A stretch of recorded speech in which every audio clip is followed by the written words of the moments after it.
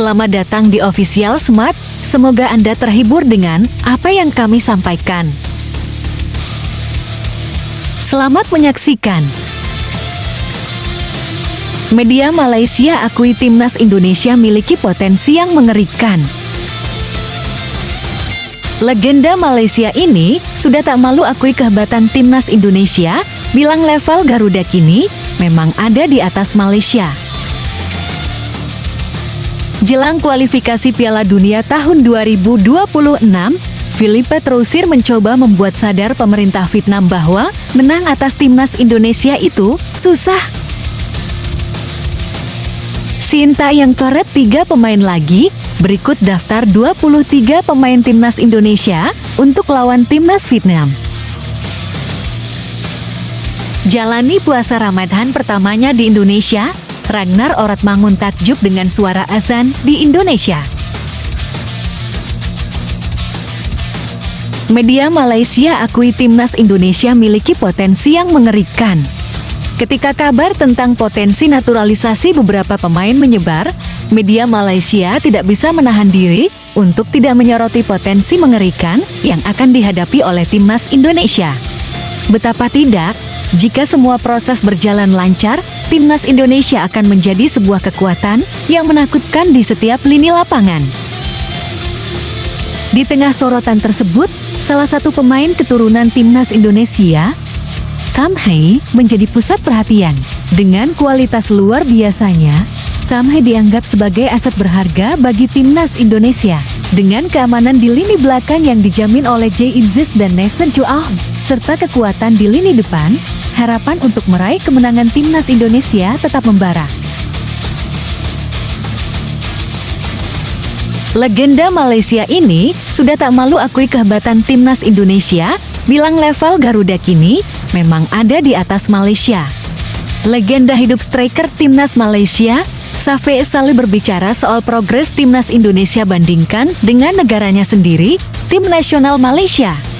Sebagaimana diketahui, Sintayong banyak menorehkan prestasi, salah satu membawa timnas Indonesia berhasil melaju ke Piala Asia U23 pertama kalinya dalam sejarah sepak bola Indonesia.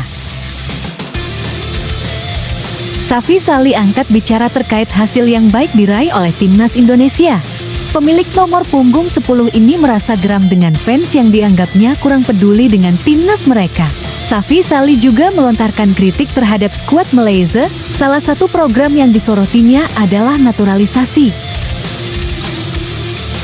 Harimau Meli harus melakukan evaluasi apa masalahnya. Bagi saya, semenjak proyek naturalisasi diperkenalkan, ini puncak terbesar untuk pasukan negara, ungkap Shafie Sali. Timnas Malaysia harus dikoreksi lagi, sambungnya lagi, dilansir dari YouTube Sudut Timnas TV. Tak hanya itu, Shafie Sali juga memuji skuad timnas Indonesia yang dianggapnya sudah berkembang jauh dari Malaysia. Menurutnya sampai saat ini tim Malaysia masih terlihat stagnan dan tidak terlihat perombakan yang signifikan di dalam skuad inti. Dengan apa yang terjadi pada tim nasional saat ini, saya pikir kami membutuhkan staf pelatih baru. Kita harus melihat keluar karena kita sudah terlalu lama berada di dalam, ucap Shafie Sali dilansir dari kanal YouTube Ebius Multimedia. Lihat bagaimana Vietnam, Indonesia, Thailand berhasil melakukan perombakan yang luar biasa. Kalau kita masih berharap pada penduduk setempat, maka kita masih akan terjebak dalam waktu yang lama, terangnya.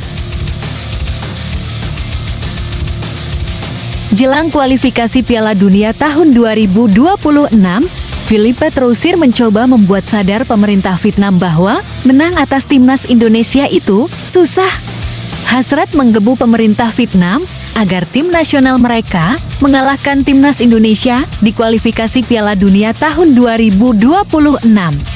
Hal itu diungkapkan Wakil Menteri Olahraga dan Budaya Vietnam, Hoang Dau Chuong, selaku wakil dari pemerintah yang berharap timnas Indonesia bisa dikalahkan. Bukan tanpa alasan, mengapa permintaan itu dilontarkan? Dau Chuong menyadari hasil melawan Indonesia sangat berdampak pada nasib Vietnam.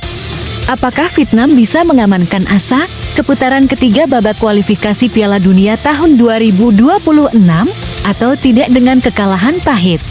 Saya berharap para pemain bermain dengan semangat tertinggi, mengikuti taktik, memanfaatkan peluang, ucap Hoang Dao Tuong.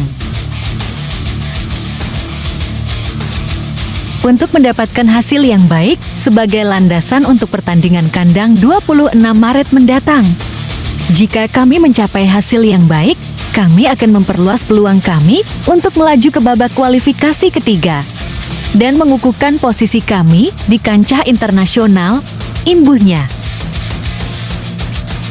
Philippe Troussir coba untuk menyadarkannya, meski tidak secara belak-belakan pelatih asal Prancis ini coba memberitahu Dao Tuong. Menurutnya, lawan yang bakal dihadapi Vietnam bukan tim lemah, menang merupakan tujuan utama, namun hal itu tidak semudah membalikkan telapak tangan.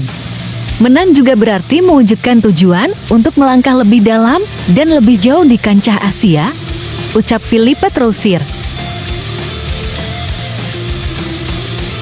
Sintayong coret 3 pemain lagi. Ini daftar 23 pemain timnas Indonesia untuk lawan timnas Vietnam.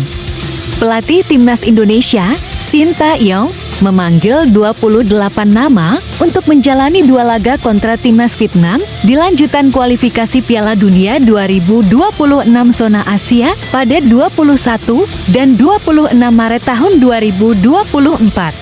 Namun, dari 28 pemain yang dipanggil, 3 nama diantaranya berhalangan hadir karena cedera, yakni Yan Sayuri, Elkan Bagot, dan Jordi Amat. Meski kehilangan 3 nama, Sintayong tidak memanggil banyak pemain sebagai pengganti. Ia hanya memanggil gelandang Arema FC, Arhan Fikri, sehingga ada 26 pemain di skuad timnas Indonesia, hanya saja untuk laga kontra timnas Vietnam pada 21 dan 26 Maret tahun 2024, Sintayong hanya bisa mendaftarkan 23 pemain saja, berdasarkan regulasi yang dikeluarkan AFC.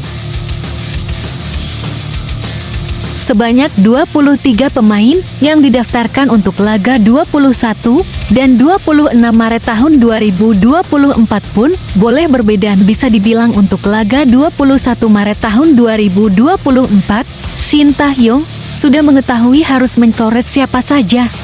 Tom Haye, Ragnar Oratmangun, dan Asnawi Mangkualam takkan dibawa Sintayong untuk laga di Stadion Utama Gelora Bung Karno. Mengutip dari laman resmi PSSI, Ragnar Oratmangun dan Tom Haye masih harus menjalani proses perpindahan federasi dari KNVB ke PSSI, sehingga belum tersedia untuk laga ini. Asnawi Mangkualam absen di laga pertama timnas Indonesia vs timnas Vietnam pada 21 Maret tahun 2024 karena harus menjalani sanksi akumulasi kartu.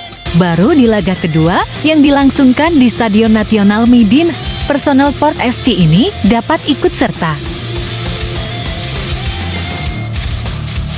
Jalani puasa Ramadan pertamanya di Indonesia, Ragnar Oratmangun takjub dengan suara azan. Ragnar Oratmangun mengaku sangat berkesan bisa menjalani ibadah puasa Ramadan di Indonesia. Bulan Ramadan tahun ini sangat spesial bagi Ragnar Oratmangun karena untuk pertama kalinya bisa berpuasa di tanah leluhurnya. Selain itu, Ragnar Oratmangun sudah berstatus warga negara Indonesia setelah mengambil sumpah pada Senin 18 Maret 2024. Ini sangat spesial. Saya dengar banyak pemain di tim adalah Muslim, jadi ini merupakan pengalaman yang baru, ujar Ragnar di Senayan, Jakarta, Selasa 19 Maret 2024. Pemain Fortuna Sittard tersebut juga mengungkapkan kekagumannya mendengar suara azan yang sangat kencang dan jelas saat berada di Indonesia. Bagi saya ini pertama kalinya saya mendengarnya suara azan hari ini dalam sesi latihan. Bagi saya itu adalah hal yang sangat indah, kata Ragnar. Dan juga ini menjadi sebuah pengalaman mendengar azan, dan ini sangat bagus untuk didengar, tutupnya. Sebagai informasi, Ragnar Oratmangun merupakan pemain naturalisasi teranyar timnas Indonesia yang telah menjadi mualaf sejak usia 15 tahun. Dirinya juga mengakui sudah melaksanakan ibadah puasa Ramadan sebanyak 10 kali sejak dirinya pertama kali memutuskan untuk menjadi mualaf.